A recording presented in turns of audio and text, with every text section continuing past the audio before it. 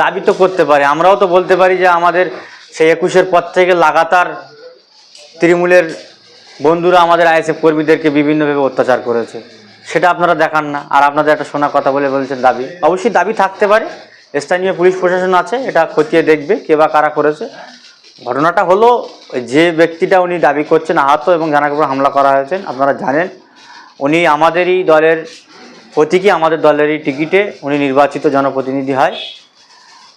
বিগত দিন যারা ওই বুথের তৃণমূল কংগ্রেসের নেতৃত্ব দিতেন বা নেতৃত্ব হিসেবে তারা ছিলেন, তাদের সঙ্গে বিবাদের জেরেই আজকের এরা তৃণমূল কংগ্রেসে জয়েন করার পরে উভয়ের মধ্যে এলাকা দখলদারি এবং নিজেদের মধ্যে কে কার এলাকার কর্মীদের নিয়ন্ত্রণ করবে, এলাকার সমস্ত কিছু দেখভাল কারা করবে, কাদের হাতে ক্ষমতায় থাকবে, এই নিয়েই বচসা, এই নিয়েই ওদের মধ্যে ঝামেলা। এর সঙ্গে আইএসএফের ঝামেলা কে বলেছে, বা এর সঙ্গে আইএসএফ যুক্ত বা আইএসএফ ছেলেরা মারধর করছে কে বলেছে আপনাদের সঙ্গে?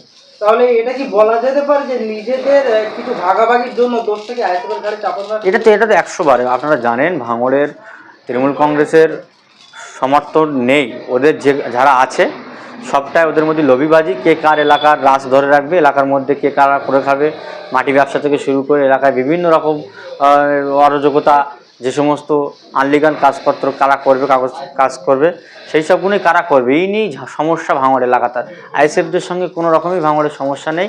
আর যেখানে যা হচ্ছে আপনারা ভালো করে খোঁজ নিয়ে বুঝতে পারবেন, দেখা যাচ্ছে তাদের কাছে জনসমর্থন নেই, সেই কারণেই তারা কুত্তা কুকুরের মতন আইএসএফ কর্মীদের পিছনে লেগে রয়েছে। লেগেই থেকেই একটা মিথ্যা অভিযোগে না আইএসএফ কর্মীদের নামে কেস কাবড়া দেওয়া, কর্মীদেরকে ভয়ভীত দেওয়া না, থানায় পুলিশ দিয়ে হয়রানি করা, এটাই হচ্ছে ভাঙড়ের রাজনীতি। নওশাদ তো তৃণমূলে যোগদান করছে, এবার আপনারা কি করবেন? কারণ ইফতারি মেহফিল থেকে চাচাজান বলছে যে ভাইপো এবার 26-এর আগে তৃণমূলে জয়েন করছে। শোনেন, আমাদের দলের পৃষ্ঠপোষক পিরজাদা আব্বাস সিদ্দিকী মহাশয় এবং দলের চেয়ারম্যান নওশাদ সিদ্দিকী মহাশয় এবং ভাঙড়ের উনি বিধায়ক, উনি যদি তৃণমূল কংগ্রেসে যায় তাহলে আইএসএফ বলে তো জিনিসটাই থাকবে না।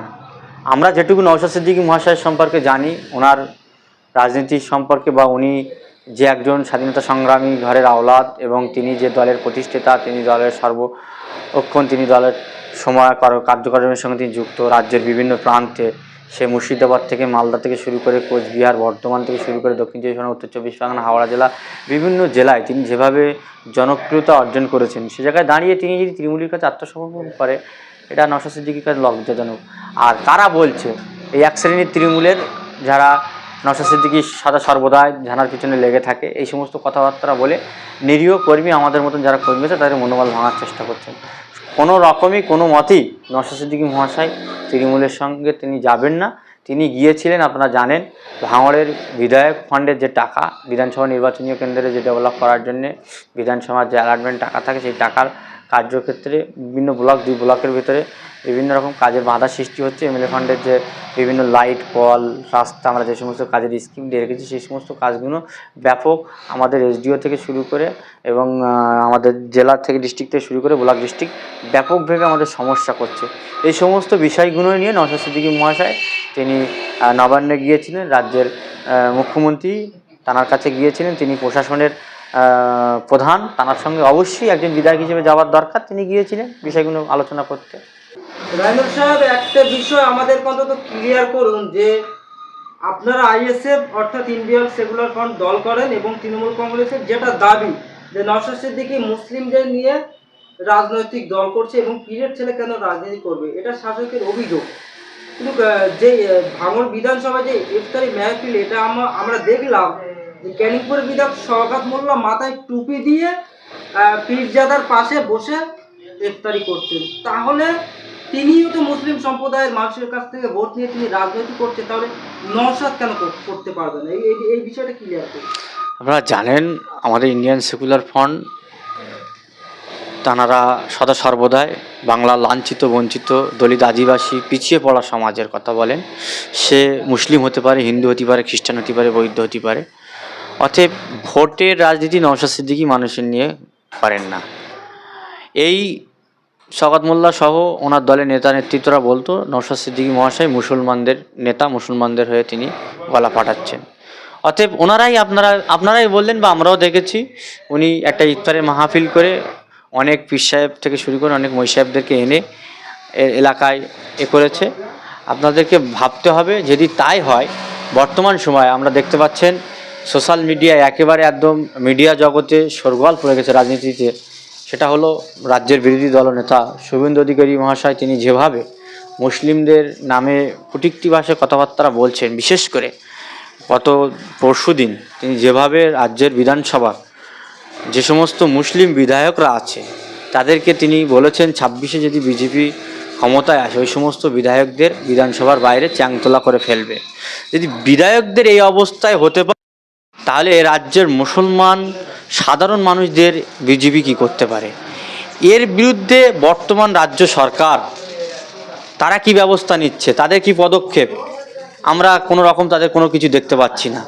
দরকার ছিল তাদেরকে অবিলম্বে বিভিন্ন প্রশাসনিকের কাছে দ্বারস্থ হওয়া।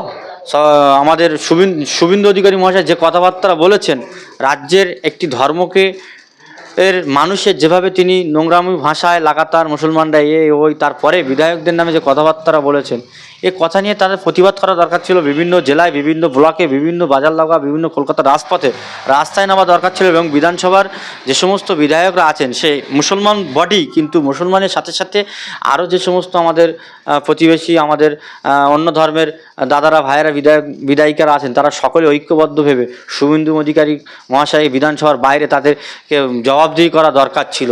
কিন্তু দেখতে পাচ্ছি আমরা কোনো তানার বিরুদ্ধে কোনো রকম স্টেপ নিচ্ছে না। অ্যাকচুয়ালি সামনে আর কয়েক মাস পরেই 26-এর বিধানসভা। এই বিভাজনের রাজনীতি করে সম্পূর্ণ মুসলিম ভোটটাকে তৃণমূল কংগ্রেসের দিকে ঠেলে দিতে চাচ্ছেন আপনার বিজেপি, অর্থাৎ শুভেন্দু অধিকারী।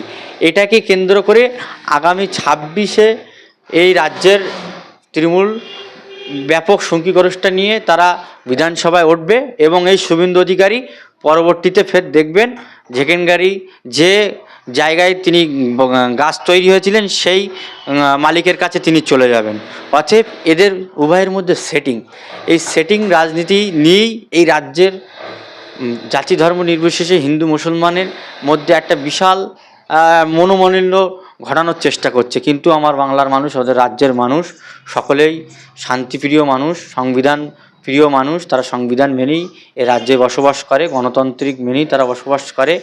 কাউর কথায় এখনও পর্যন্ত কান দেয়নি। কিন্তু যেভাবে শুভেন্দু অধিকারী মহাশয় যেভাবে তিনি কথাবার্তা বলছেন, আমি বলবো মানুষকে না রাস্তায় নামিয়ে রাজ্যের প্রশাসনের সর্বোচ্চ অভিভাবক আমাদের রাজ্যের মাননীয় মুখ্যমন্ত্রী মহাশয়ের কাছে বলবো আপনি ওনার বিরুদ্ধে স্টেপ নিন, নচেত আগামী দিন এই রাজ্যের আমরা প্রতিনিয়ত মোবাইলে ফলো করি, কখনো ট্রেনে কোনো মুসলিম দাঁড়িয়ে আলা ব্যক্তির ওপরে কোনো মহিলা, কোনো ট্রেনের চলছে মানুষ, তাদের দাড়ি ধরে তাদেরকে জুতো পেটাতে শুরু করে, বা এলাকায় কোনো হকারি ব্যবসায়ী, দাঁড়িয়েলা কোনো ব্যাপারী ইত্যাদি শুরু করে সংখ্যালঘু মানুষের উপর যে অত্যাচার নেমে আসছে, এই করতে করতে করতে করতে একটা সময় দেখা যাবে একটা বাজে প্রতিষ্ঠান এসে যাবে। অতএব কড়া হাতে এই বিষয়টা নিয়ে ব্যবস্থা নিতে হবে। কারণ ভারতবর্ষ শান্তিপ্রিয় বর্ষ, এখানে সকলেই কাঁধে কাঁধ মিলিয়ে, হাতে হাত মিলিয়ে আমরা এক চায়ের দোকানে বসে হিন্দু ভাইয়েরাও চা খায়, মুসলমান ভাইয়েরা চা খায়, এক বাজারে এক জায়গায় আমাদের ওটা বসা, এক পুকুরে গোসল করা হয়, এক দোকানে মুদিখানার দোকানে বাজার করা হয়। সমস্ত কিছুটাই আমাদের নিজেদের মধ্যে এক সম্প্রীতির রাজ্য বললে ভুল হবে না। সেই সম্প্রীতি রাজ্যই বর্তমান সময় রাজনীতিক কিছু অসাধু ব্যক্তিরা তারা বিভাজন করার চেষ্টা করছে।